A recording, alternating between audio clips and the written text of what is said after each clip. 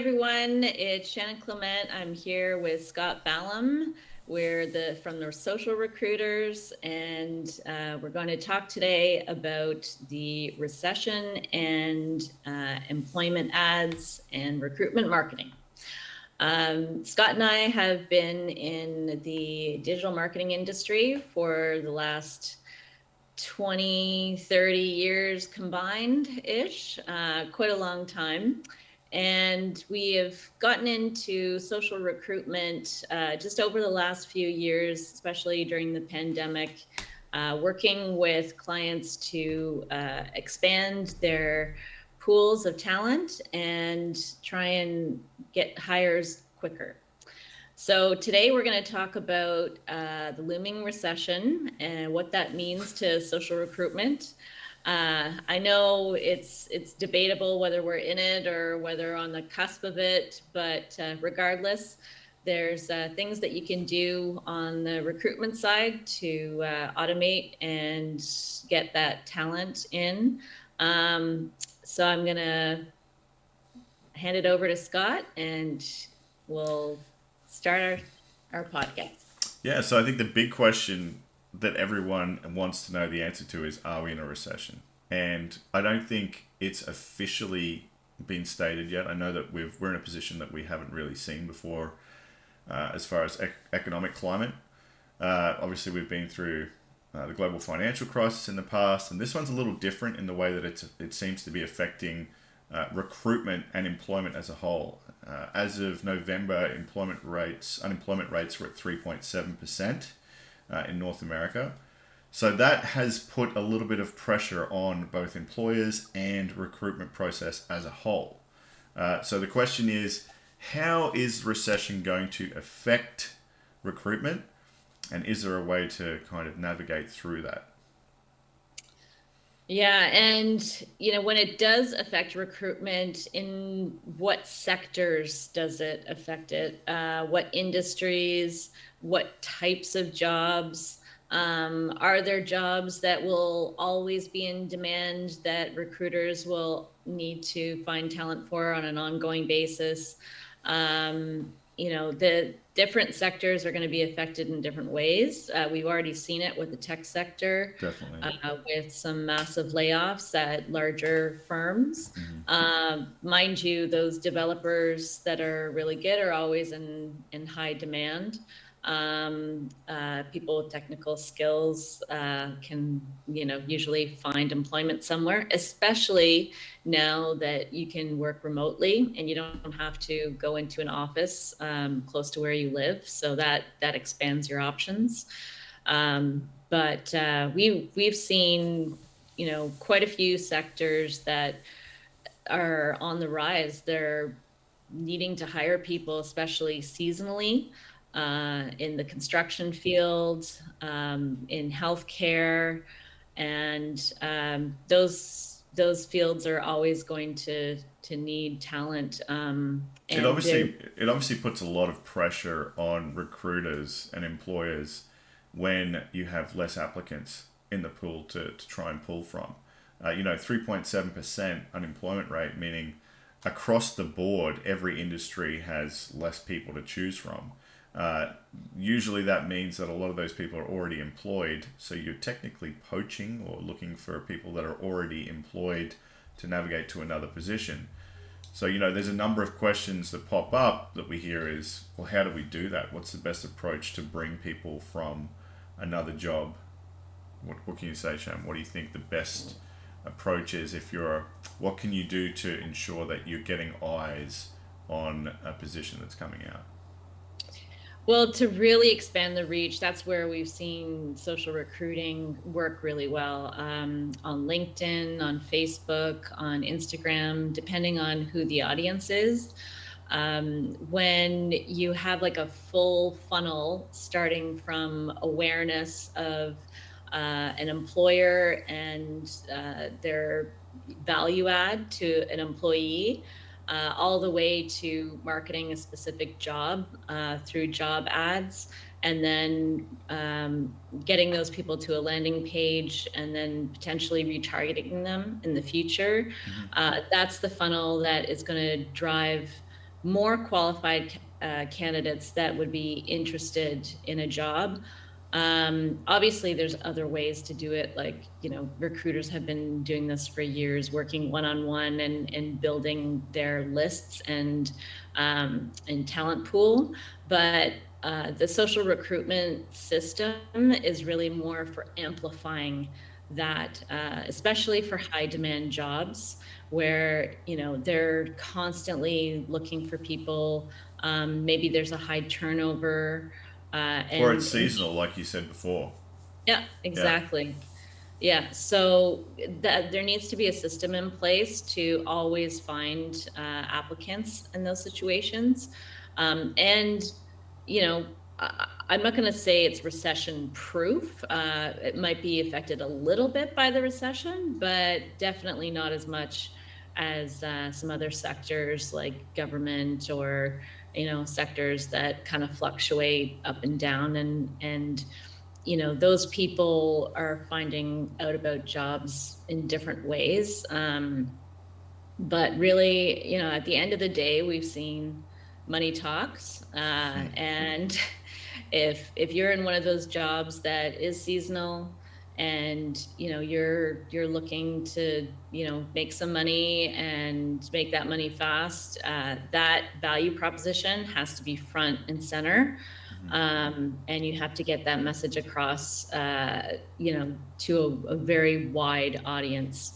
Yeah, it spikes interest, right? I mean, a lot of people, especially when you're approaching people that are already employed, you have to be able to spike their interest because a lot of people have a job. They're not thinking about changing positions, especially with a recession looming. It's the last thing on people's mind. They want to know they have stability.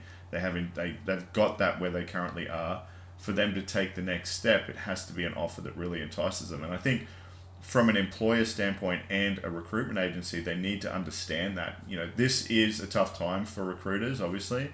A lot of people are usually saying, well, unemployment rates are really low. This is great. That's one way to look at it. But from a recruitment side of it, it makes things a lot harder to navigate. So understanding that you are pulling from a reduced pool, obviously, and understanding that you can offer the right incentives to get people, whether it's a career path change or remuneration to get them to take that step. It has to be something that they feel comfortable with, and that comes with the messaging. We've talked about brand messaging before, and being able to deliver, whether it's a corporate approach or if it's remuneration and security and the opportunities that they have to progress their career.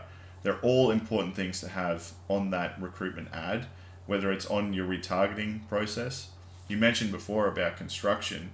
I think it's really important that as a part of whether it's construction or healthcare or any of those industries that are really always in high demand, is to grow those audiences, those talent pools in advance. If you know you have something coming up, prepare for it.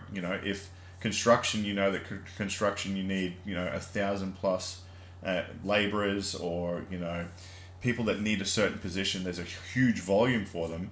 Start looking at that, growing that audience in February, March, April, May, before you have before you're launching those campaigns. You don't have to run them to a specific job application, but what you can do is share that piece of content like you were talking about, whether it's remuneration or changes to the workplace. While these people are seasonal, they're not going to be working. So approach them through social media when they're sitting on the couch or they're on holiday down south or wherever they are, so that you can and then pull from that within that 180-day period, like we've spoken about before on some of our previous podcasts. Yeah, and that's the big learning I think we've had in the past is, I think recruiters often think in their mind, okay, well, we're going to run a quick campaign because we're not seeing the talent come in as quickly as we expected. And then you're leaving it to the last minute, and then you're, throwing a bunch of money at an ad campaign that really should have been run probably a month or two Yeah, earlier. definitely. And that's where we get into trouble because Facebook doesn't want you to throw too much money at a small audience where they're just going to be bombarded with an ad over and over. Yeah. They want the optimal user experience and engagement for their advertising campaigns. So if you're able to do that earlier and think ahead, and even if it's a smaller budget, like get that budget going a little bit earlier than you had planned. Expect that you're probably not going to be able to get all of the applicants that you want for a job, and just build that into your budget so it's kind of a contingency. You have this marketing going on in the background, whether it's just for um, your brand, or the employer as a whole, the career section of your website, just talking about the benefits of working at your company, and the types of jobs that you recruit for. At least that awareness will connect with people who are in that industry, and they'll know once a job ad comes out that, okay, I've seen these guys, there's some brand Mm. recognition there. I've heard of the company before, and well, maybe I'm going to check out this job. But yeah, earlier the better. And I know that sounds maybe counterintuitive to some people, but just builds that into your budget, and you're always going to have those people that eventually get into a bigger list, that you can go back to. Yeah, I think it's important there to understand. We've touched on this point in previous podcasts about whether it's an agency or an employer and their budget spend, and having this overzealous approach to having a huge budget for a short time frame. I think it's the recruiter. Sometimes, obviously, an agency doesn't understand the full approach for marketing when it comes to recruitment. I think they think it's like a green light, you can switch it on and off. And to that effect, yes, ads do run like that. But I think there has to be an explanation to why a drawn out approach is a lot more efficient. And I think it's because when you're talking about two different approaches, there's a job applicant process, okay, and there's also a talent acquisition process. So talent acquisition is to draw people into that talent pool and then prepare them for a job application process, so that they're actually taking a step through the funnel to get through to that applicant process. Doesn't mean that when you're trying to acquire talent people for the talent pool, that you just want to get a huge budget and throw it at it. It's quite the contrary. You're trying to work that in as maybe 25% of your overall budget for your campaign, preparing yourself so that because the idea is, and this is what people have to understand, is that cold traffic is more expensive than retargeted traffic. So when people start seeing that as part of their acquisition process, okay, well, if I'm spending 25% in cold traffic right now, you can still use cold traffic during the application process, but you're drawing people in at that cheaper rate because you want to retarget to them when the job comes up, because now you know that I have an audience of people that are really drawn into the job. They tick a lot of boxes because they've already engaged with your content. They've already read about the position. They're inquiring about the position. If they're coming back a third time when you actually run the job listing, then you know that you've got people that are fitting the criteria, rather than doing the cold approach at the start of a campaign. Yeah, and I mentioned Facebook, but it really spans across It does, multiple yeah. platforms. Like, it's LinkedIn, it's Facebook, it's Google, Google yeah. Ads. Um, all of those platforms, they have an audience that you're reaching out to. It's a specific range of people. If you're running your ad and spending too much in a short period of time, it's always better to have a longer campaign. Even Google Ads, it's like 3 months until you're getting your optimal spend, and reaching out. YouTube, all of those platforms, they. And if you say, if it's construction, just as an example, you only have a certain area where you can hire people from, because that's a job where you kind of have to live fairly close to where you're working. So you're not, commuting There are the odd really. occasion we've seen where people are willing to drive kind of 30, 40 kilometers to get to work, but that's, you know, Yeah. anything outside of that, you're starting to really push the Yeah. envelope. But it's not like a remote job where you That's could, right. advertise it like across Canada or across the US.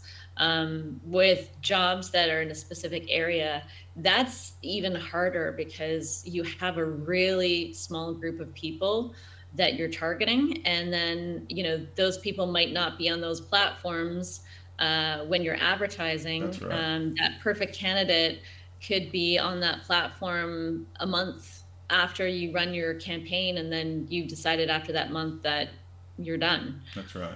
So if you start that a little earlier, it's always going to be better. Okay, so as far as recession goes, we're going to try and wrap this one up. What are the two steps that you think can help with industries both that are a high demand but also maybe more of an executive role that are, they might pop up every now and then? What are two steps or two things you think that are really crucial to ensuring whether or not we do go into recession? What are two takeaways that people can use with their recruitment? So one is build the social recruitment into your overall recruitment strategy and have a budget for it and plan to advertise ongoing rather than in spurts. Because you're always going to get better results that way, and probably get better candidates as well, Mm-hmm. more qualified candidates for the job. And then the second is just making sure that the content and the ads that you run are really connecting with that audience. So making sure that if you're able to mention the salary in your ad, Mm-hmm. get those people's attention. Benefits, yep. Um, I know a lot of companies shy away from doing that, but the ones that are able to attract talent that way, for certain industries, it's a good approach. Mm-hmm. But yeah, so make sure you start early and create those ads that really connect with your target audience. Yeah. The only thing I would add to that is planning and scheduling. You know, and even segmenting your audience, ensuring that you have a segmented job category for each audience of people to ensure that you get the best results. But I think a lot of people need to understand scheduling. Have it, treat it like a business plan. I know a lot of recruiters don't think that way. It's more of, high demand. It's push, push, push, push, push. We need to get these people in. And then they start that kind of one-on-one process. I think planning in advance and sitting down with the employer and understanding that you both know the schedule of work that's coming and what needs to be required at each step. If you're talking to a construction, say we've been talking about construction a fair bit in this podcast, is there a huge job that's coming up, or is there a contract that seems to be ongoing? We've worked with developers and contractors before where they have a schedule of work that comes through a certain government or process at a certain start date. They know that they need this people, and it's usually fairly close every year. If that's the case, talk with that employer. Make sure that you both have a plan of content or a plan of jobs that that are coming up, and then have a schedule of work to follow through. So where are the ads coming? When do they start? When do they finish? What can we do prior to that? And then what's our retargeting process? When they start looking at that and they start seeing numbers, we'll talk about analytics in another podcast. It's coming up. But when you start to see how many people are in that applicant pool and how the analytics affect it, you can start planning ahead. And if you can start doing that and you know what kind of budget you need, how many applicants you're going to get from a certain derivative, you're going to be way ahead of the game. So that's my end. That's my two little things I would give away. Perfect. Well, I think it's good advice. Okay, well, I think we'll wrap things up. You know that every podcast we say that our links to all of our social things are up, down, left, right, wherever they are. If you're listening to us, subscribe, do all this stuff. Subscribe, like it, follow us. You can check out the podcast directly on our website from thesocialrecruiters.com/podcasts. We also have our LinkedIn profile, which is active, in our social media channels. You can reach out to both Shannon and I through the website. If you have any questions, we'd love to hear them.